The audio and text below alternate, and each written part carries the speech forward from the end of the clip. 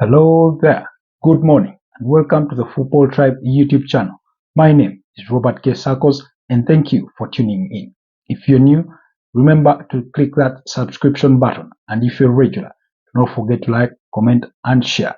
So, let's get it started with all the preview for match day 3 in the Premier League. Day 3 did kick off on Friday night as Chelsea beat up against Luton Town by 3-0. Raheem Sterling with the 17th minute strike that gave Chelsea the 1-0 lead going into halftime. The former Manchester City and Liverpool winger did double that lead in the 68th minute of the second half as he made it 2-0. It was Malo Gusto, the Chelsea January signing from Lyon, that provided the 2 assists for Raheem Sterling, before Raheem Sterling himself did provide an assist for striker Nicholas Jackson, who made it 3-0 in the 75th minute. So, quite brilliant from Raheem Sterling, who seems to be getting back to his better version. Remember, Chelsea did sign the 19-year-old French defender Malo Gusto from Olympique Lyon this year in January, but did leave him at Lyon on loan, where he spent the rest of the season before joining the Blues in the summer. So, very, very good player there, a defender in Malo Gusto there. So, it was great action from Chelsea, as we saw on Friday night, as they registered their first victory of the season, taking them to 4 points after 3 matches. Remember, their first was a 1-1 draw against Liverpool, while they did lose their second fixture by 3-1 against West Ham United. Now, the result in terms of the scoreline may be a little flattering for Chelsea, who did perform well on the night, but that wasn't without any troubles from Luton Town. They did cause their troubles, but they weren't clinical enough to put any chance into the back of the net. So, that was the game for you on Friday night. So 3-0 for Chelsea as they record their first 3 points at Stamford Bridge under Mauricio Pochettino. In the other fixtures that will be coming your way this weekend, we will have Tottenham visit Bournemouth. We'll have Brentford play against Crystal Palace, while Everton will be at home against Wolverhampton Wanderers. Arsenal will host Fulham, while Manchester United host Nottingham Forest. In the other game of Saturday, West Ham United will visit an home-form Brighton and Hove Albion, while action on Sunday will see Burnley host Aston Villa, while Sheffield United host Manchester City. And again for Super Sunday, we will have Newcastle host Liverpool. So that will be the action from the Premier League this weekend. So our major focus today will be looking at Nottingham Forest when they visit Manchester United, as well as Arsenal versus Fulham. Those will be our key focus games for the Saturday action. So we'll kick things off at Old Trafford, where Manchester United do host Nottingham Forest. Now, Manchester United are laden with a list of injuries that are troubling them. The latest to be added on that list is a left back, Luke Shaw, while Mason Mount had been the earlier one to join that injury list. Luke Shaw is suffering from a muscle injury that will see him be out for weeks, while Mason Mount also did suffer an injury in their 2-0 loss against Tottenham Hotspurs. So, the others on that injury list include Tyler Malacia, who suffered an injury last year. Summer signing Rasmus Højlund also has an injury there. Then the others on that list include Tom Hutton, Kobe Maino, as well as Amadou Diallo. So those are the players that make Manchester United's injury list ahead of their tie with Nottingham Forest. Now, given that injury list, you still do expect Manchester United to step up, to rise up and beat up against Nottingham Forest. It won't be a walk in the park given those troubles. So now that came, the injury for Luke Shaw came in the wake of Brandon Williams' move to Ipswich Town on loan. Now Brandon Williams would have been the backup left back for Luke Shaw.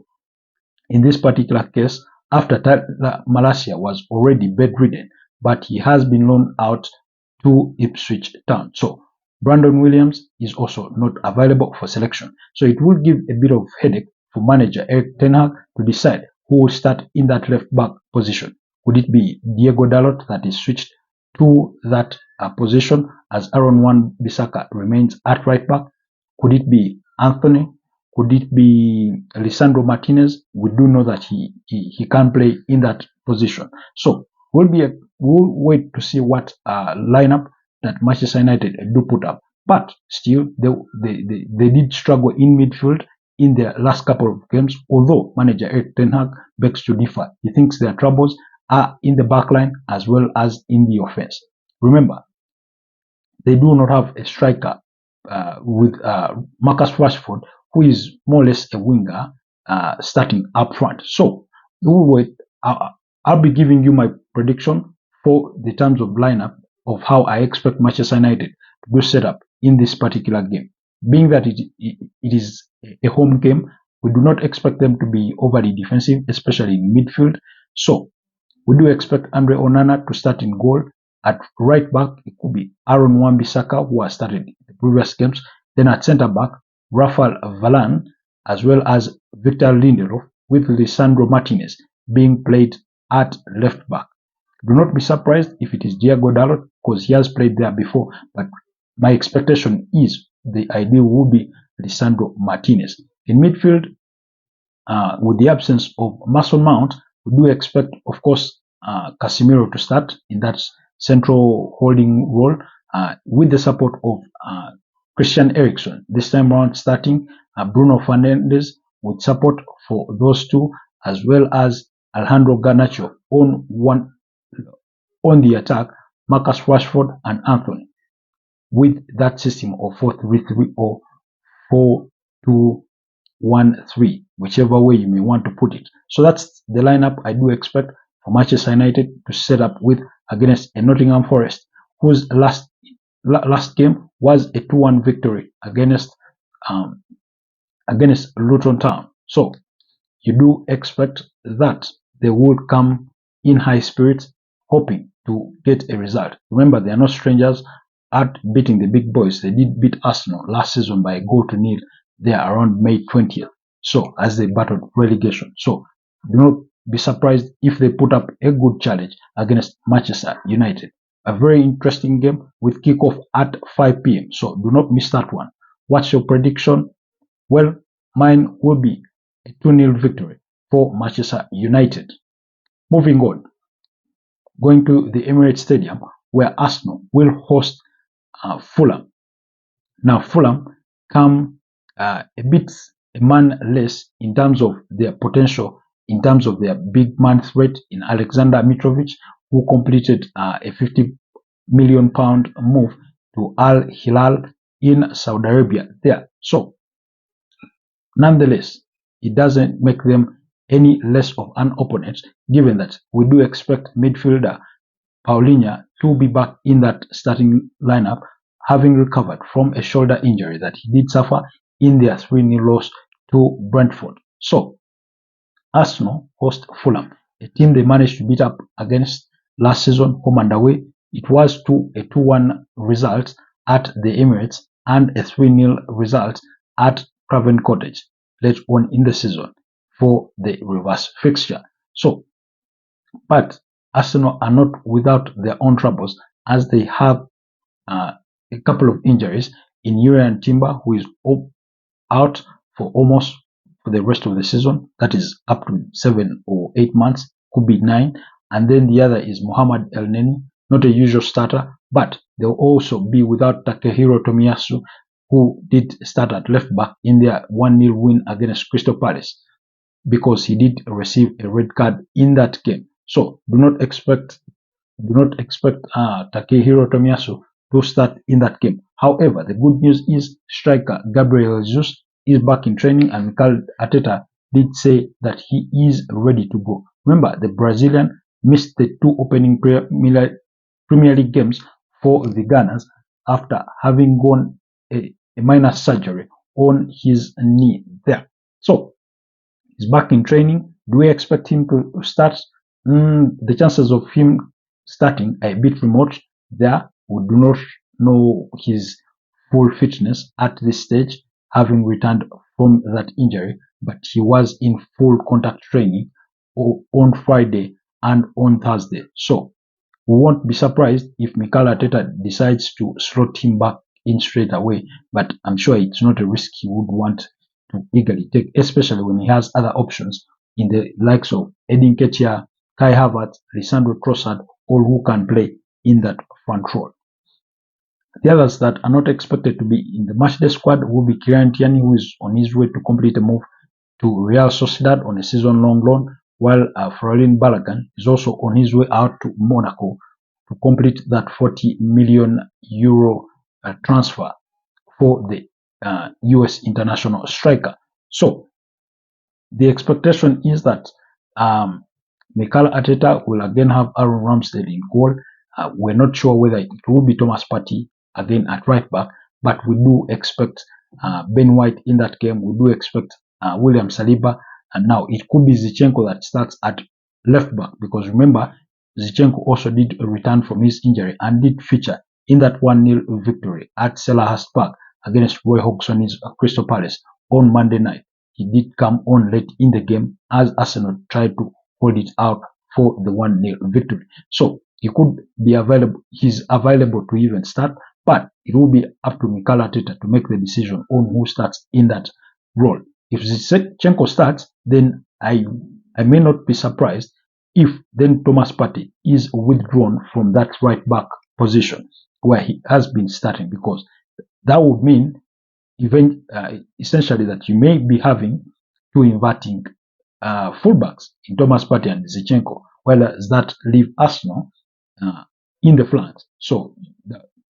that would leave them a bit open, which I do not think Mikel Arteta would be eager to do.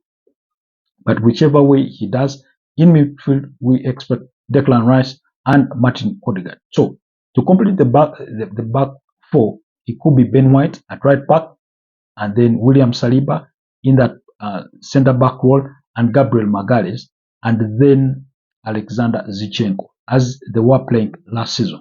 And then in midfield, we could see Declan Rice, Martin Odegaard, and Kai Havertz. And then up front, Gabriel Martinelli, as well as Edin Ketia leading the line, with Bukayo Saka on the other side of the right wing. So that would mean that Thomas Partey starts on the bench. It's a bit of a tricky one, because he's one of their star players. Whenever he plays in that midfield, they oftentimes manage to control games. So if Thomas Partey is to start, then you expect that it could be Kai Havertz or Edin Ketia that is sacrificed in any of those positions to accommodate Thomas Partey playing alongside Declan Rice and then Martin Odegaard. Of course, the captain is expected to start, even though Mikel Arteta insists that nobody has a guaranteed position. So that's what we expect from Arsenal. But remember, Fulham won't be without their captain, Tim Ream, who also received a red card in their 3-0 loss to Brentford over the weekend. So, but either way, we do expect a competitive game in between the two sides. What is my prediction? Arsenal have won at least, I think, about 11 out of the last 13 London derbies that they played in. So I do expect Arsenal to beat up against Fulham by 2-1 in that one. So those are the two key games again on Saturday action. But remember, the early kickoff is at 2:30 p.m. as Tottenham Hotspurs visit Bournemouth. Remember, that's at the Vitality Stadium. It is Andon Iraola versus Ange Postecoglou. Both managers are new to the Premier League, but Ange Postecoglou has shown early signs of guiding Tottenham to a new path. They're playing some entertaining football. It's attacking football. They're managing to retain a bit of a possession. Yes, they weren't so good in the first half against Manchester United, but their second half was much better. So Tottenham there, I do expect Tottenham to edge this one again, to beat up against Bournemouth by at least 2-0. So you have the likes of Yves Bissouma, Pape, Matza. You have you have Son there. It is reported that Smartson did suffer an injury, so we do not know how that will be, whether he will be available for selection or not. But they remain a potent side, Tottenham. So to beat up against Bournemouth. Then the other game, like I said, we'll see Brighton and Hove Albion do host West Ham United. Now Brighton have won their first 2 opening games of the Premier League by 4-1 as the scoreline in each of the 2 games. That's against Luton Town and then against Wolverhampton Wanderers, who, by the way, themselves do visit Everton at 5 p.m. So, Brighton, very good side. Pavis Estupiñán there, the likes of Kaoru Mitoma. So, the likes of Solly March in there, the likes of the likes of Ferguson, who normally comes off the bench. Very good players that they have in that setup. Remember, they're trying to pursue Albert Sambi Lokonga from Arsenal to revamp their midfield after losing Alexis McAllister to Liverpool and Moises Caicedo to Chelsea. So, very interesting game that we expect there. West Ham will also come in high spirits, having beaten Chelsea by 3-1 at home in their previous fixture. So, despite having won a man down in that fixture. So, I do expect West Ham to put up a challenge, but Brighton could pip this one. It could be a 2-1 result for the hosts, or it could be a 2-2 draw. Anything can happen, but Brighton seem to be the on-form team. Then the other games will have a Brentford host Crystal Palace. Again, Brentford come in high spirits after beating up against Fulham by 3-0 last weekend, while Crystal Palace did lose their last one by 1-0 against Arsenal. But do not forget that they did beat up against Sheffield United in their first game by 1-0. So another small London derby in there for Brentford and Crystal Palace. Wouldn't be surprised if it's a 1-1 draw. And then you have Everton hosting Wolves. Now Everton have had a bad start. They've lost both of their opening 2 games, as have Wolves. Remember, Wolves lost to Manchester United on match day 1. That was on a Monday night by 1-0. Then were thumped by Brighton by 4-1. On the other side, Everton did lose to Fulham in their opening game, while they were thumped by 4-0 by Aston Villa on match day 2. So both sides are looking for their first victory of the season. Everton, they're just poor. They're just not good enough in terms of how they played. Wolves did show some good signs against Manchester United, but all that went through the window when they played Brighton. So another game that I do expect to end in a 1-1 old draw for the 2 sides there. Then again, the other action will be on Sunday as Burnley host Aston Villa. Remember, Burnley didn't play match day 2 since their game against Luton Town was postponed to a further date, while Aston Villa come on the back of that 4-0 win against Everton. So very strong side. They do have their injuries to contend with in Emi Buendia and Tyrone Mings, so among others on that injury list for Aston Villa. But they still have a strong lineup to present in Moussa Diaby, Leon Bailey, John McGinn, Douglas Luiz, Emiliano Martinez in goal. All those players, I think they are good enough. They are good enough to pick a decent result against Burnley. Then the other fixture will be Sheffield United. Now, these 2 games will kick off at 4 p.m. on Sunday.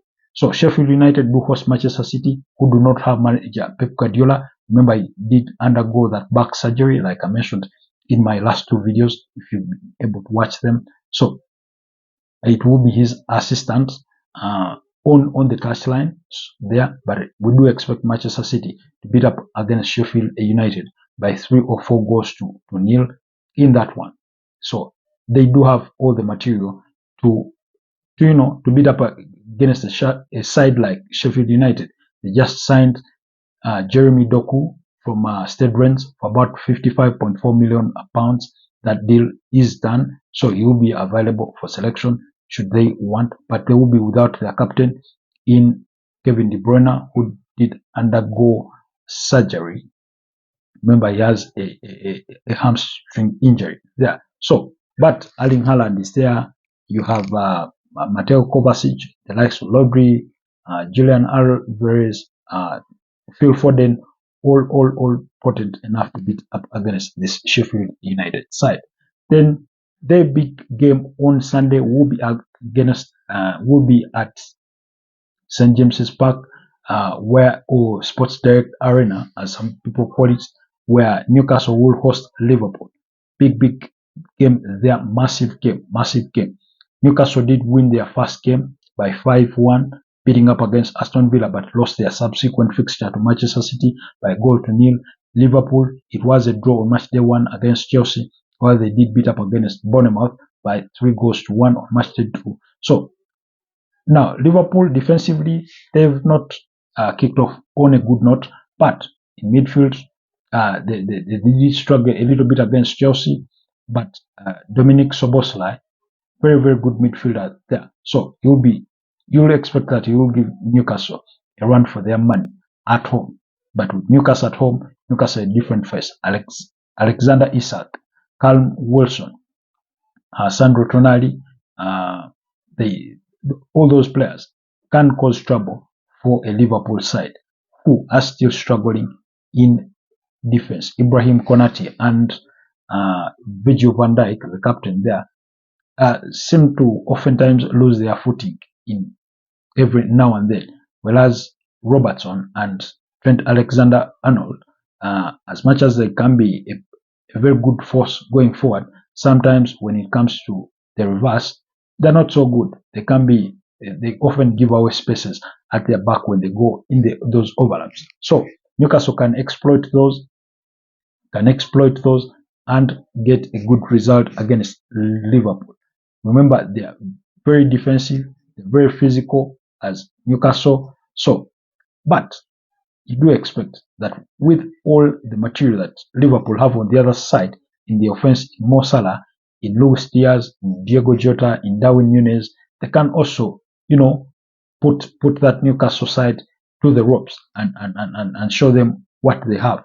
I'm sure Jurgen Klopp is still desperate for some signings, despite the addition of Wataru Endo from Stuttgart, the Japanese 30-year-old holding midfielder there. You do expect that they want more additions, but the side they have can pick a good result against Newcastle. But Newcastle seem to be like the new force. They've signed Lewis Hall from Chelsea in a deal about 30 million euros. But remember, it's the way it is structured is to avoid FFP rules there. So I do expect Ed Howe's side to be very good against Liverpool. They could beat Liverpool by 0-0, or it could also end in another 1-1 draw. So that will be the action from the Premier League on Saturday and Sunday. Just to run you through, it started yesterday as Chelsea beat up against Luton Town 3-0. Then on Saturday, early kickoff is at 2:30, Bournemouth hosting Tottenham Hotspur. Then at 5 p.m, we have Brentford hosting Crystal Palace, Everton versus Wolves, Arsenal versus Fulham, Manchester United versus Nottingham Forest. All kickoff at 5 p.m. East African time, while Brighton at 7:30 p.m. will host West Ham United. And on Sunday, 4 p.m, Burnley versus Aston Villa, while Sheffield United host Man City, and Newcastle hosting Liverpool at 6:30. So that's it for me here at the Football Tribe. Do not forget to comment, like, and share. Thank you for tuning in, and see you next time.